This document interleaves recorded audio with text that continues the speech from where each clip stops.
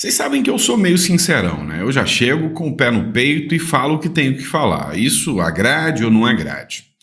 E às vezes isso é ruim, porque ultimamente a gente trouxe muitas notícias ruins. Sabe, envolvimento do centrão, briga entre a direita.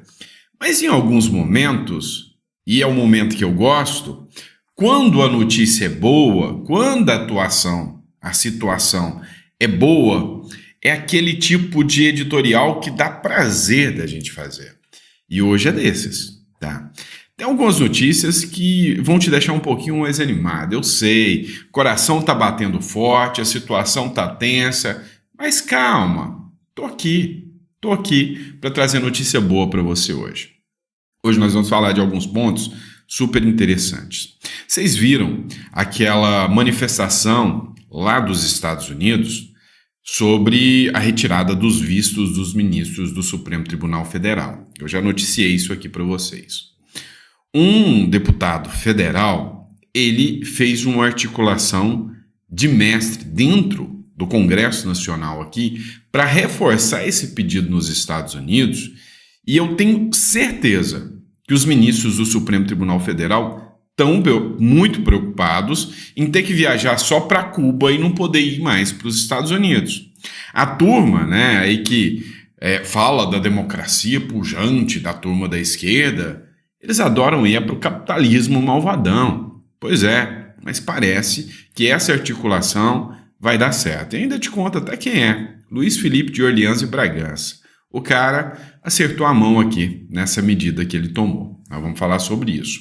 Outra matéria que eu quero falar para vocês é, para mim, sem dúvidas, a melhor notícia que eu ouvi do mês inteirinho. Hoje é dia 20 já de setembro. Desde o 7 de setembro, a manifestação que eu criei uma expectativa e achei que ia ter muita gente. Teve, mas aquela briga que aconteceu do Pablo Marçal com Malafaia foi péssima, então achei que aquela poderia ter sido uma grande notícia. Inclusive, hoje dizem que o Marçal caiu em relação aos evangélicos. Vocês não têm noção do poder que o Malafaia tem em relação aos evangélicos. O Malafaia está fazendo aquela série de ataques coordenados e o Marçal caiu em relação a muitos evangélicos, tá? Ele, o deputado Sóstenes Cavalcante, a turma dos pastores estão todas contra o Marçal hoje. Mas a gente vai falar disso no outro editorial. Mas de todas as notícias, a melhor que eu recebi foi essa, né? Sobre uma projeção de aliados do Lula.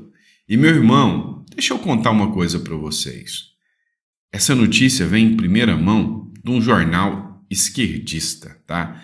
Essa é para você ficar piradinho. Também teve uma ordem de prisão contra o Milei. Essa a gente precisa discutir também. Enfim, tem muita coisa aqui para a gente bater um papo nesse editorial.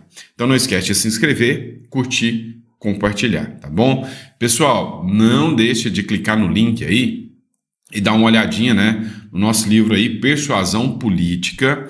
Se você adquiriu o livro, né, você vai baixar o livro e no domingo agora, às 8 horas, já tem data, tá? Domingo às 8 horas, nós vamos ter um evento ao vivo, online, onde quem adquiriu o livro vai poder participar. Nós vamos falar de questões políticas e ali eu já vou adentrar num ponto muito importante. Renda extra para quem está com medo do Brasil, online. Liberdade financeira. Nós vamos falar sobre isso, tá bom? Beleza, mas eu já enrolei demais, é porque eu tô feliz, tá? Não leva mal não, mas é porque eu tô feliz hoje. Vamos lá. Seguinte, vocês viram que o Congresso norte-americano, um grupo de deputados, 4 em específico, mandaram uma ordem, né? Uma ordem, não, um pedido, uma carta para o Blinken, que é o secretário de Relações Exteriores norte-americano, bem no dia que o governo Biden falou abertamente que repudia as ações do Brasil por terem tirado o Twitter daqui do Brasil. Então, esses congressistas pediram a cassação dos vistos, né? O que isso implica? Pessoal, quando um visto norte-americano é retirado, os Estados Unidos têm aliança com vários países. Muitos desses países que os Estados Unidos têm aliança acabam seguindo o mesmo caminho.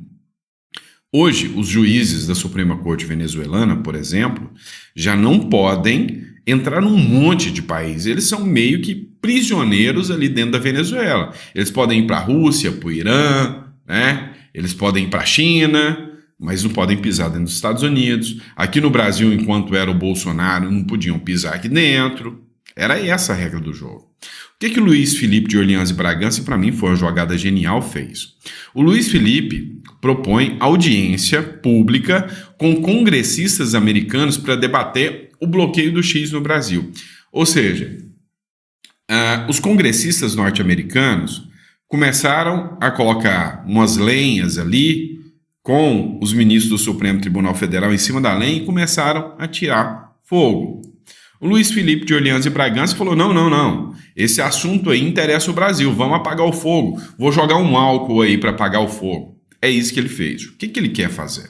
Ele quer chamar, né, esses congressistas norte-americanos para debater os assuntos, né, sobre o que acontece no Brasil com o Supremo Tribunal Federal. É quase que criar uma CPI paralela, né, só para contar para os congressistas norte-americanos numa audiência pública, Brasil e Estados Unidos, falando o seguinte, deixa eu contar para vocês, sabe o que está acontecendo aqui? Estão calando a gente, É mais ou menos isso que o Brasil está querendo fazer. E é lógico, está incomodando muitos, né, essa ação do Luiz Felipe. Então, dou parabéns ao Luiz Felipe. Apresentamos um requerimento à Comissão de Relações Exteriores de Defesa Nacional, solicitando a realização de uma audiência pública para discutir o bloqueio da plataforma X no Brasil. Inaceitável que uma plataforma de comunicação tão relevante seja censurada, comprometendo o direito dos brasileiros à livre expressão. Essa ação abre um precedente perigoso e precisa ser debatida amplamente, não apenas no Brasil, mas em âmbito internacional. Ele está querendo jogar fogo numa ação que já está acontecendo com os congressistas norte-americanos. E aí, qual que é o seu posicionamento? Gostou da proposta do Luiz Felipe? Eu, particularmente, achei uma proposta bem interessante. Agora, prepara, senta, né? Pega a pipoca, que essa notícia aqui é das boas. A galera da left, da esquerda, né?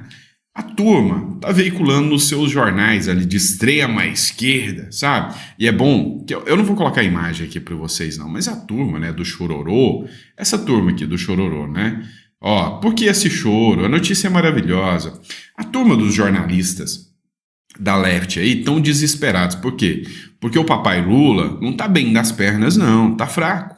Fraco em que ponto?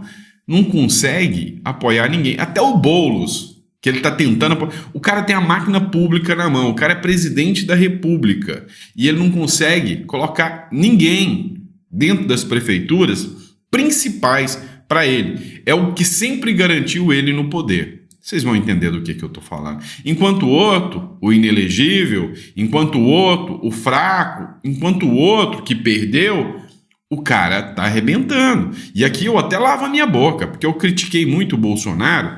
Não, mas o Bolsonaro devia estar mais ativo em algumas eleições aqui do nosso centro-oeste, sul, sudeste, mas no Nordeste a galera tá indo bem, tá? Tá indo muito bem. Escuta só esse desespero. Esse desespero dos esquerdistas é música para os meus ouvidos. Ouça só. O Nordeste está sendo tomado pelo bolsonarismo. Em 8 das 9 capitais nordestinas, candidatos de direita bolsonaristas estão liderando. Apesar disso, se nota a falta de envolvimento direto do presidente Lula e de outras lideranças importantes nas campanhas dessas capitais. De 9 capitais do Nordeste, em 8 a direita está detonando.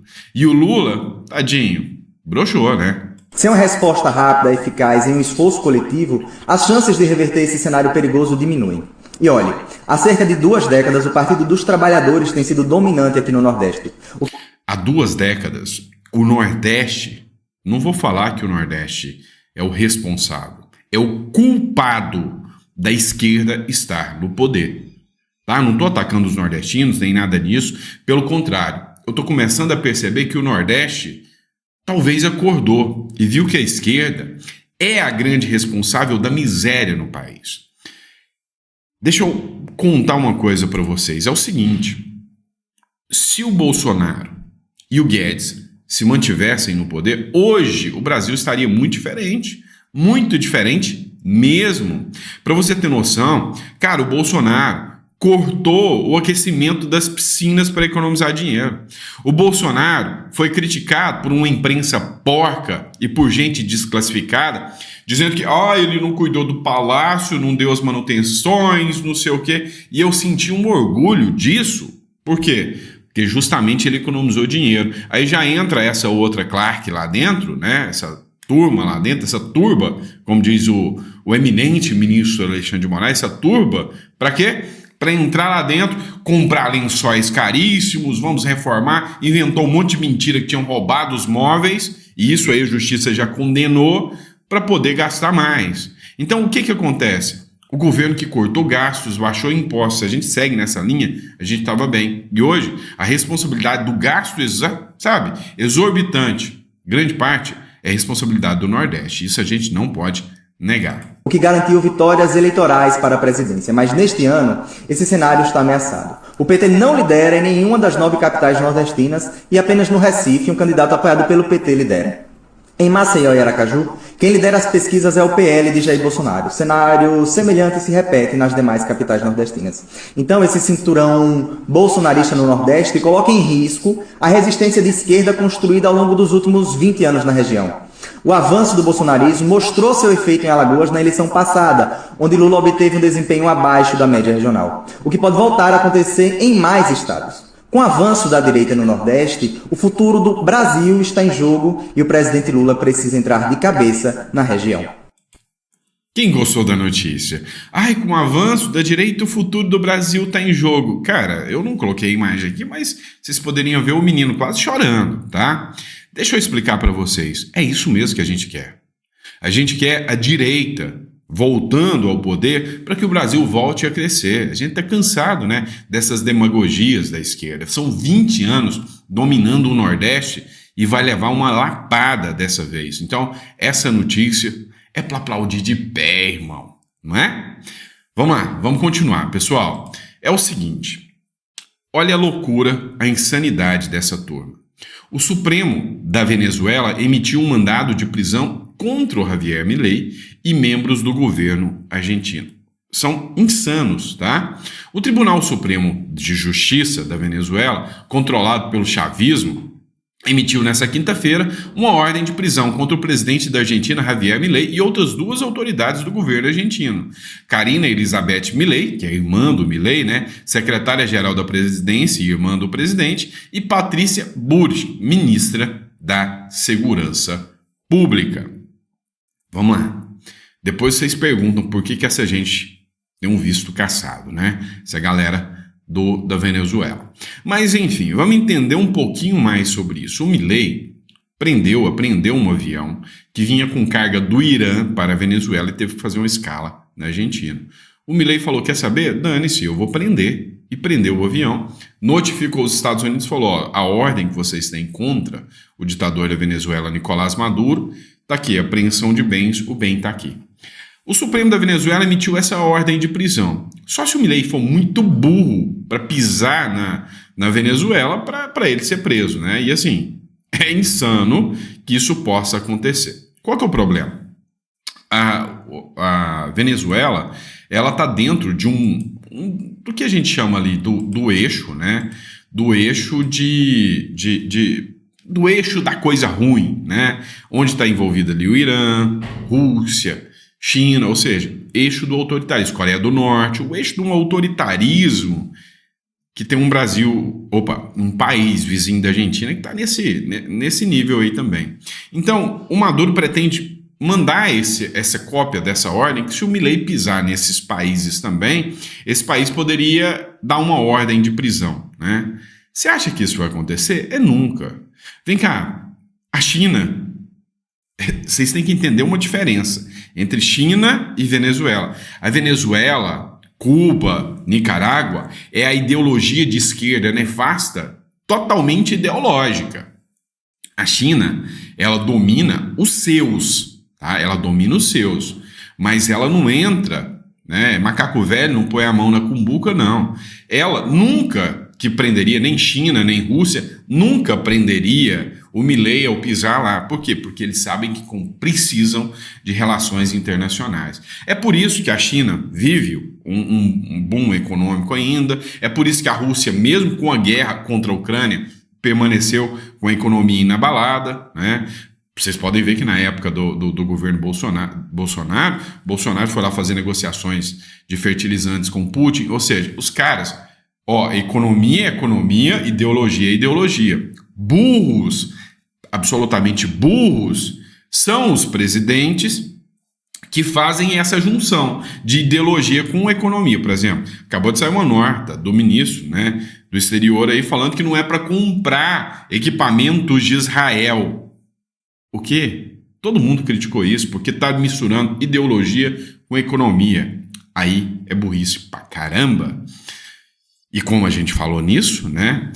É o seguinte, o primeiro-ministro de Israel teve sua vida em risco, né? Sempre alguém de direita envolvido, né? Do lado da vítima. Homem é preso suspeito de planejar a morte de Netanyahu a mando do Irã. Pois é. Olha só isso, um israelense foi preso acusado de planejar o assassinato do primeiro-ministro de Israel, Benjamin Netanyahu, a mando do Irã. A prisão aconteceu no mês passado, mas a polícia israelense divulgou o caso apenas nessa quinta-feira. De acordo com o comunicado do Conjunto da Polícia de Israel, do Shin Bet, o serviço secreto do país, o homem teria vivido por um tempo na Turquia, onde foi apresentado a um empresário iraniano chamado Ed. Os dois conversaram inicialmente e por meio de uma ligação telefônica. E aí, né, a partir desse contato pessoal, o cara resolveu desvincular do seu país e ir contra, né, o Netanyahu aqui. Aí você se pergunta, mas quem seria louco, né? Tem gente louca o suficiente que se alinha a esses grupos de ódio para tentar tirar a vida do Netanyahu lá? Vamos dar uma olhadinha numa coisa aqui, assim, coisa básica. Vamos fingir que isso fosse aqui no Brasil. Vamos só olhar no Metrópolis aqui os comentários, né? Os comentários. A Leia Pires escreveu, nunca conseguirão. Eu já sabia, ou seja, nunca vão conseguir matar o Benjamin Netanyahu porque, sabe, eu acredito muito nas providências, né? Então, eu acho que Israel não vai sofrer esse ataque, né? Mas vamos pegar o Roberto Lima. Isso aqui é crime de ódio? Deixa eu ver. Será que esse cara é de direita? Que pena. Iria fazer um bem danado ao mundo. Vocês viram isso? É o cara da esquerda aqui no Brasil. Fala, não, tinha que ter matado mesmo. Esse cara tem um cartaz nele. Vem cá, me chama também. É assim que eles fazem. Rosana, não desisti jamais. Não desisti de matar o primeiro-ministro? A Fátima, o Todo-Poderoso sempre protegerá Israel. Isso é o discurso da direita, né? Viva Israel! A Aureli, isso é discurso de Israel. Beto Pereira, é desse jeito que o Irã quer destruir Israel, mandando seus cachorrinhos? Pra cima Israel, tá vendo? Foi só um aviso. Você vai pagar caro pelos seus crimes. Que Deus abençoe a Guarda Revolucionária Iraniana, a toda a resistência islâmica. Lupitagem. Olha isso aqui. Vocês estão vendo? Isso aqui é o que a esquerda faz no Brasil. Tá? São essas figuras. Foi só um aviso. Você vai pagar caro pelos seus crimes. Que Deus abençoe a Guarda Revolucionária Iraniana e toda a resistência islâmica. É isso aqui, tá? Esses caras aqui, são malfáceis, né? Vai faltar cela, o mundo vai se livrar dele igual se livrou do bigodinho lá, né? Força Palestina. É a esquerda, meu irmão. O que a esquerda faz? Por que prender um homem, deixassem ele fazer um bem para a humanidade? Né? Na verdade, Israel, está chamando Israel de inferno, está merecendo uma daquelas bombas que foi enviada para Hiroshima e Nagasaki. É o amor da esquerda, todo mundo do lado do terrorismo. Que pena! Olha lá, é isso aqui que é a esquerda hoje. E vocês perguntam, por que a esquerda hoje é tão detestada, é tão odiada? Porque essa é a esquerda do mundo, não, do Brasil querendo a morte do primeiro-ministro de Israel. Vocês viram como é que é o negócio? Talvez eu não tinha parado para pensar. Isso aqui você não vê na Globo, isso aqui você não vê em outro canal do YouTube, isso aqui você só vê comigo. Que, sabe, literalmente eu paro para observar a fundo, né? Para estudar, né, a podridão e o seio da sociedade em que nós vivemos, graças a essa esquerda aí, tá bom? Pessoal, vamos lá. Fechando agora, curso de persuasão política, somente com a política que a gente pode mudar. Sabe uma diferença entre a direita e a esquerda? A esquerda foi paciente, tá? A esquerda veio implantando seus tentáculos. O Lula participou de 7 campanhas. Veio colocando seus tentáculos, veio colocando gente dentro das escolas, colocando gente em todos os lugares, através de como? Persuasão política. O cara conseguiu te vender picanha e cervejinha e você acreditou nisso. Isso é persuasão política. Eu peguei ensinamentos, né, do próprio Winston Churchill aqui, um líder grande da direita que chegou a ser o primeiro-ministro e salvou o povo britânico num dos momentos mais graves, enquanto eles enfrentavam o bigodinho ali. Então, isso aqui é para a gente começar a preparar guerreiros já para 2026. Então, mas para quem que serve? É para quem está concorrendo agora, é para quem vai concorrer. Isso aqui é uma verdadeira mentoria de como tira-se a esquerda do poder com a persuasão. Então, quem pegar o livro, baixa o livro, é na confiança, você paga o quanto você acha que vale o livro, e você comprando o livro, adquirindo, depois eu vou liberar um link, lá onde mesmo você comprou o livro, e com esse link, para quem comprou o livro, vamos ter uma aula ao vivo, tá? No domingo, às 8 horas, sobre persuasão política, tá? Domingo agora, todo domingo às 8 horas nós vamos ter uma aula sobre persuasão política, fechou? Pra gente ir já, agora serão técnicas de persuasão política, fechado? Aí não é notícia, fechou? Obrigado, pessoal, fiquem com Deus e eu vejo vocês já no próximo editorial. Obrigado.